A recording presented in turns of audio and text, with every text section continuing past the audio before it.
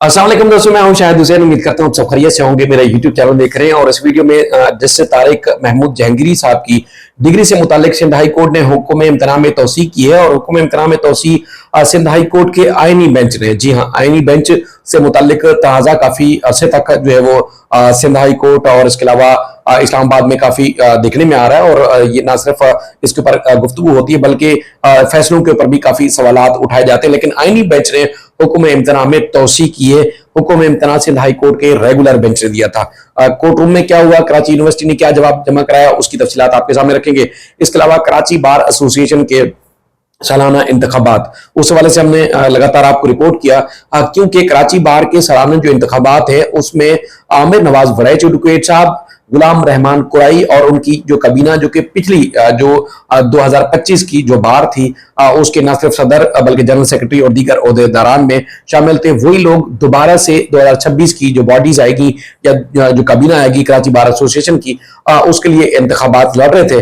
और चूंकि पिछला साल यानी कि 2025 जो चल रहा है, एंड होने वाला है, उसमें ना सिर्फ मुख्तलिफ अहम मौकों पर हुकूमत को वकला की तंजीमों ने ना सिर्फ टफ टाइम दिया बल्कि ऐसे फैसले जो कि समझा जा रहा था कि वो काफी सख्त फैसले थे और रिवर्स नहीं होंगे, तो वकला के लगातार एहतिजाज, लगातार धरनों और प्रोटेस्ट होने की वजह से हुकूमत को वो फैसले वापस लेने पड़े।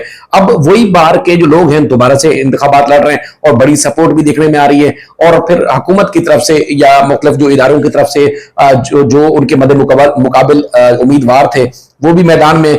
इलेक्शन की डेट रखी गई, एक दिन तो कहा गया कि आज तो पाकिस्तान बार काउंसिल के इंतखाबात हैं, उसको मुलतवी होना पड़ा और फिर 18 दिसंबर की डेट रखी गई। उस दिन अचानक जो चीफ इलेक्शन कमीशनर, जो कि डिस्ट्रिक्ट सेंट्रल के डिस्ट्रिक्ट एंड सेशन जज थे, उनको बताया गया जी हार्ट अटैक हो गया, तो इलेक्शन उस दिन नहीं हो सके पूरा दिन कोशिशों के बावजूद। उसके बाद फिर एहतजाज होता रहा, बार बार जो chief justice Sindh high court, registrar Sindh high court के दफ्तर के चक्कर काटे जाते रहे और उनकी तरफ से कहा गया कि जी हमें डेट पहले तजवीज करें, उसके बाद फिर हम बताएंगे कि क्या करना है। तो इस वाले से कुछ मैंने बारीकी है जो कि आगे आपके सामने रखनी है, लेकिन सबसे पहले आपके सामने कुछ दिलचस्प चीजें रखता हूं, क्योंकि सिंध में हमने देखा कोई भी इंसान, चाहे वो किसी भी इलाके से कराची आया हो या सिंध आया हो, उसमें जो एक इंसान परवर या लोगों की खिदमत का जो जज्बा होता है वो दूसरे सूबों की निस्बत कई गुना मैंने ज्यादा देखा। क्योंकि मैं खुद भी बाई बर्थ कराची से या सिंध से नहीं हूं, लेकिन मैं जब आया तो उसके बाद फिर मैंने, और बाद में भी चक्कर लगता रहता है, तो सबसे ज्यादा मैंने यहाँ लोगों के अंदर जज्बा पाया। और चाहे वो उसका ताल्लुक कराची से बाई बर्थ था या नहीं था, लेकिन यहाँ लोगों की फितरत ही अलग है। लोगों को अगर कभी किसी को, मैंने पहले भी कई दफा जिक्र किया कि एड्रेस पूछना हो आपने कि जी मुझे फलां जगह पे जाना है, तो जिससे आपने पूछा, चाहे वो कितना ही दूर क्यों ना खड़ा हो या उसका ट्रैक या रूट कहीं और का हो, लेकिन अगर आपने रास्ता पूछ लिया चलते हुए, तो उसकी कोशिश ये होगी कि वो जिस मकाम पर आपने रास्ता पूछा है वो वहीं आपको छोड़ के आएगा, ताकि आपको मुश्किल ना हो, भटकना ना पड़ जाए या कोई रास्ता मजीद परेशानी ना हो आपको। वो लोगों की कोशिश होती है, इतने अच्छे जबरदस्त किस्म के लोगों की यहाँ पर है, चाहे वो सिंधी स्पीकिंग है, चाहे उर्दू स्पीकिंग, पठान होगा, पंजाबी होगा, किसी भी जात पात, बलोच या कबीले कौम से ताल्लुक रखता है, वो लोगों का ये रवैया मैंने देखा है। तो बहरहाल सिंध की जो पुलिस है उनका रवैया भी इसी तरह है।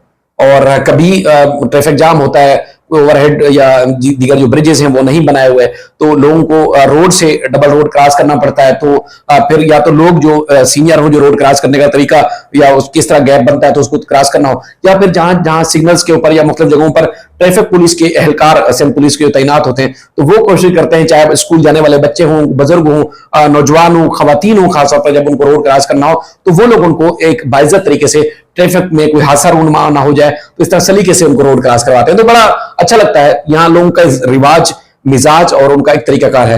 लेकिन मैंने एक पोस्ट देखी, चूंकि मुझे कुछ और देखना था, तो मैंने वजीर आला पंजाब मरीम नवाज साहिबा की ट्विटर हैंडल के ऊपर गया, तो मैं चाह रहा था कि वो पोस्ट जो कि मैं दूसरी जिसके बारे में बताना चाहता था वो देखूं, लेकिन अचानक मेरी एक नजर पड़ी उनके ही रिट्वीट के ऊपर, जिसमें उन्होंने, एक साहब है, उन्होंने लिखा होता है, ये लोधरा में ट्रैफिक पुलिस एहलकार नौजवान बच्चों को अपना उनको साफ रास्ता जो है तरीके से क्रॉस करवाते हुए, पार करवाते हुए, तो मरीम नवाज साहिबा ने रिट्वीट किया होता है। यानी कि वहां के लोगों के लिए ये एक बड़ी अजीब गरीब अनहोनी सी बात थी कि ट्रैफिक पुलिस वालों ने अवाम की खिदमत कर रहे हैं या ये बड़ा काम कर रहे हैं।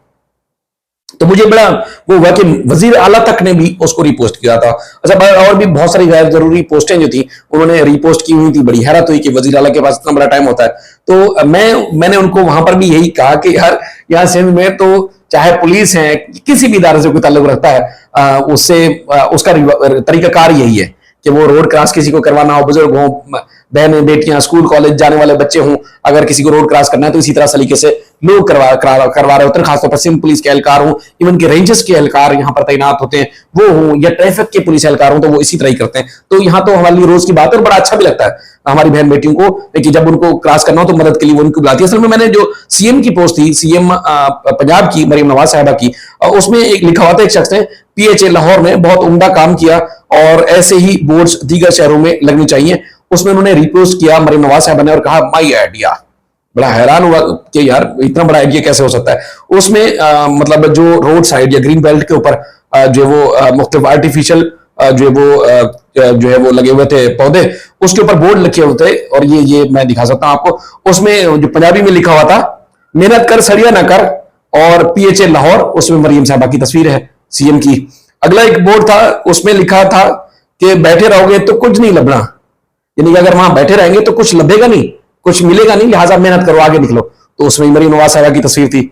और एक और था, चंगा चंगा होवे ते सब बेली, यानी कि हम जैसे हम कहते हैं ना जी फी अमानुल्लाह, जब हम जा रहे हैं अल्लाह हाफिज, खुदा हाफिज कहते हैं जिस तरह, तो ये उसका पंजाबी में उन्होंने लिखा हुआ है। और उसके बाद फिर एक और लिखा हुआ है, हारन नहीं ध्यान देवो, यानी कि लोग गाड़ी में चलते हुए हारन दे रहे होते तो उनको कह रहे हैं हारन नहीं बजाओ, ध्यान दिया करो। तो ये वजीर आला साहिबा की एक शिराज हसन नामी ट्विटर हैंडल चलाने वाले शायद इनके हिमायती होंगे, या इनके हो सकता है कि आईटी सेल के कोई कारकुन हो, पर उन्होंने ये पोस्ट की थी तो उसमें उन्होंने कहा जी माई आइडिया। तो बहरहाल इस तरह की चीजें पंजाब में बड़े अजीब गरीब ड्रामे देखने पड़ते हैं। और एक और भी थी, शेरबानो साहिबा, एक बड़ी दबंग पुलिस एहलकार आजकल के तौर पर जानी जाती है। उन्होंने एक पॉडकास्ट में एक शिरकत की हुई थी जिसमें अचानक उनके पास फोन आता है और वो कहते हैं जी मेरे इलाके का एसएचओ फोन कर रहा है, और उससे पूछती है जी हाँ क्या हुआ, तो उसने कहा जी फला इलाके में मर्डर हो गया। अच्छा बंदा पकड़ा गया? हाँ। तो बाहर वो पॉडकास्ट छोड़ती है और वहां जाती है, थोड़ी देर बाद वापस आती है, कहती है मर्डर हो गया था। और फिर ना सिर्फ होस्ट बल्कि वो खुद भी मुस्कुराते हैं। तो बड़ी अजीब गरीब सूरत हाल मान देंगे, यानी कि ऐसा लगता है जैसे कि अनहोनी हो इनकी नजर में, पहले कभी देखना हो, जैसे होते नहीं शोधे किस्म के लोग, इस टाइप के लोग वहां जो है बड़े देखने को मिलते हैं पंजाब में। तो बड़ी हैरत होती है। बाहर मैं जैसे तारिक महमूद जहांगीरी साहब से मुतालिक केस आज सिंध हाई कोर्ट के एनी बेंच के सामने हुआ, और एनी बेंच में जो शामिल थे वो जस्टिस यूसुफ अली सईद साहब और जस्टिस अब्दुल मुबीन लाखो साहब थे, और कराची यूनिवर्सिटी के रजिस्ट्रार और उनके जो दीगर अफसरान थे उनकी तरफ से हलफनामे जमा कराए गए, क्योंकि तौहीन अदालत की दरखास्त दायर की गई थी और तौहीन अदालत की दरखास्त के ऊपर उन्होंने जवाब जमा कराया। और उसके साथ साथ जो है वो सूबाई हुकूमत की तरफ से भी, और इधर बैरिस्टर सलाउद्दीन अहमद साहब जो है उन्होंने शिरकत की, और वो जो है यहाँ पर आए थे उनके केस की पैरवी करने के लिए, जैसे तारिक महमूद जहांगीरी साहब की। तो जो हलफनामे जमा कराए गए हैं, vice chancellor Jamia Karachi professor Khalid Mahmood Iraqi, registrar professor Imran Ahmed Siddiqui ने जो है हलफनामे जमा कराए। और उसके बाद उन्होंने कहा अपने हलफनामे के साथ जो काउंटर एफिडेविट जमा कराया उसके साथ उन्होंने लिखा कि Sindh high court Islamabad high court degree के मामले पर हतमी फैसला सुना चुकी है। तौहीन अदालत की दरखास्त के बाद इस्लामाबाद हाई कोर्ट ने फैसला सुनाया था, तौहीन अदालत की दरखास्त गैर मुअस्सर हो चुकी है, खारिज की जाए। सिंध हाई कोर्ट के 3 अक्टूबर के फैसले के बाद कोई कार्रवाई नहीं की, क्योंकि 3 अक्टूबर को सिंध हाई कोर्ट ने हुक्म इम्तना जारी किया था और कहा था कि कोई कार्रवाई नहीं की। तो उसमें ये बता रहे हैं कि हमने कोई कार्रवाई नहीं की, और जामा कराची ने अदालती अहकामात के मुताबिक कोई अहकाम या कोई नया नोटिफिकेशन जारी नहीं किया। इस्लामाबाद हाई कोर्ट ने एचएससी के जरिए जामा कराची का रिकॉर्ड तलब किया था। इस्लामाबाद हाई कोर्ट के अहकामात के मुताबिक रिकॉर्ड बगैर किसी रद्द बदल में पेश किया गया, यानी कि काम उतारा एचएससी के जरिए। एचएससी को सुप्रीम कोर्ट ने, इस्लामाबाद हाई कोर्ट ने ऑर्डर दिया था उनके चीफ जस्टिस डोगर साहब ने, और एचएससी को हमने दे दिया, और एचएससी ने जाके जमा कराया, हमने थोड़ी जमा कराया। तो ये हैरान कौन सूरत हाल थी। उसके बाद फिर अदालत ने, चूंकि जो जस्टिस तारिक महमूद जहांगीरी साहब के जो वकील है बैरिस्टर सलाउद्दीन साहब, उनको कहा चूंकि आप ये जवाब आ चुका है तो लिहाजा आप इनकी कॉपीज वसूल करें।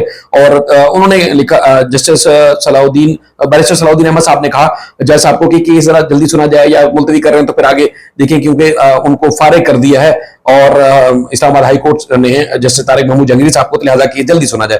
तो उस पर उन्होंने कहा कि जस्टिस यूसुफ अली सईद साहब ने कि इस बेंच का चूंकि आज आखिरी दिन है, तातीलात के बाद रोस्टर के मुताबिक बेंच जो है समात कोई दूसरा करेगा जो भी फिक्स होगा। तो उस पर उन्होंने आखिर में फिर कहा कि बैरिस्टर सलाउद्दीन अहमद सामने कि जो हुक्म इम्तना जारी किया गया है उसमें तोसी की जाए। तो अदालत, चूंकि मैंने बार बार ये ट्वीट में भी लिखा कि सिंध हाई कोर्ट समझती है कि उनकी जानिब से जो जस्टिस तारिक महमूद जहांगीरी साहब के खिलाफ किसी किस्म का कोई इकदाम नहीं लिया जाता है, चाहे कोई भी हो।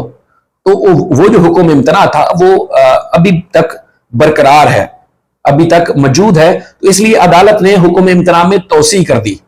अब मैं किसी की और भी पोस्ट देख रहा था जिसमें वो कह रहे थे कि जैसे दो अलग अलग हाई कोर्ट्स अलग अलग फैसले देते हैं, तो उसमें क्या करना चाहिए, इस हवाले से कानून साजी के लिए या सुप्रीम कोर्ट जो है ये मामला गया था, लेकिन उन्होंने भी अब तक कोई कार्रवाई नहीं की। तो लिहाजा इस्लामाबाद हाई कोर्ट अपने ही कोर्ट के एक जज को कोवरेंटो की दरखास्त पर फारिग कर देती है।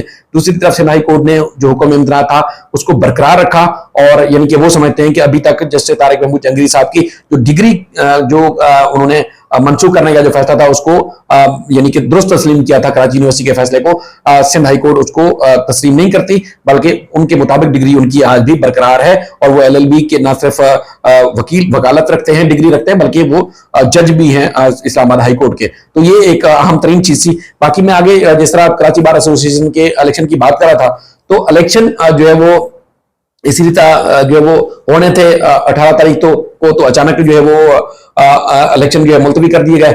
उसके बाद फिर वकला ने तजवीज किया जी 23 तारीख इनके कल जो है वो 23 दिसंबर को इंतखाबात होंगे, बाहमी मुशावरत के साथ जो है इंतखाबात होने थे। रजिस्ट्रार साहब को बाकायदा तौर पर लिख के दे दिया गया सिंध हाई कोर्ट को, कहा गया कि आप नया चीफ इलेक्शन कमिश्नर जो है मुकर्रर करें। तो उन्होंने कहा जो भी अवेलेबल होंगे हम मुकर्रर कर देंगे। अब तक की इतलात के मुताबिक सिंध हाई कोर्ट ने चूंकि बाहमी रजामंदी के साथ और गैर मुतनाज़ा इलेक्शन कमिश्नर होने चाहिए, जो कि माजी में यानी कि पाबंद नहीं है, कानून नहीं है, लेकिन हाई कोर्ट के हुक्म के ऊपर जो है सेशन जज होते हैं और उसके बाद फिर पूरा अमला होता है और वो जो है इलेक्शन कंडक्ट करवाता है। तो अब जो है वो कराची बार को सिंध हाई कोर्ट की तरफ से चीफ इलेक्शन कमिश्नर नहीं मिल सके। अब फिर फैसला किया गया कि जो सीनियर वकील हैं जो कि सिंध बार काउंसिल के मेंबर भी शायद मुंतखब हुए हैं, हक नवाज टालपुर साहब, हक नवाज टालपुर सीनियर एडवोकेट है, उनको चीफ इलेक्शन कमिश्नर मुकर्रर किया गया है कराची बार एसोसिएशन का, और अब उनकी निगरानी में इंतखाबात होंगे। अब सूरत हाल ये है कि मेरी कुछ देर पहले उनसे बात हुई, क्योंकि ये मगोइयां चल रही थी कि इलेक्शन कब होगा, क्योंकि कराची बार का कहना है कि GM सैयद साहब की जो है उस दिन जो है उनके लिए एक खास दिन है। तो चूंकि बेशतर वकला जो है ना सिर्फ उनके मजार पर जाते हैं बल्कि उनसे वालियाना अकीदत के लिए जो है वो लोग वहां जाते हैं, तो लिहाजा जो है वो उस दिन इलेक्शन 17 फरवरी को नहीं होना चाहिए। जो हुकूमती साइड से जो वकला हजरात है, हुकूमती साइड से यानी कि हुकूमत की हिमायत याफ्ता जो वकला हजरात है या उनकी किसी न किसी तरीके से मंशा मर्जी शामिल है, उनका जो है रुझान है या उनका ज्यादा जोर है कि वो 17 जनवरी को ही इलेक्शन होने चाहिए। अब क्यों होने चाहिए वो आपको अंदाजा हो रहा होगा, क्योंकि 17 फरवरी सिंध के लिए खासतौर पर एक खास दिन है, अहम दिन है। तो दूसरी साइड जो कि इस वक्त जो है वो कराची बार में सदर जनरल सेक्रेटरी के ओहदे पर भी फायज हैं और अगले इलेक्शन में भी हिस्सा ले रहे हैं, उनकी कोशिश ये थी कि 17 को ना हो। लेकिन मेरी हक नवाज टालपुर साहब से बात हुई, उनका कहना है कि तय हो चुका है, हमने नोटिफाई कर दिया है तमाम स्टेक होल्डर्स की मुशावरत के बाद ये तय हुआ है कि 17 जनवरी को ही कराची बार एसोसिएशन के इलेक्शन होंगे। अब देखते हैं कौन जीतते हैं कौन हारते हैं, लेकिन जो पॉइंट ऑफ व्यू मैंने देखा सुना आप तक पहुंचाया। अपना फीडबैक जरूर दीजिएगा, अपना बेहद ख्याल रखिएगा। अल्लाह हाफिज।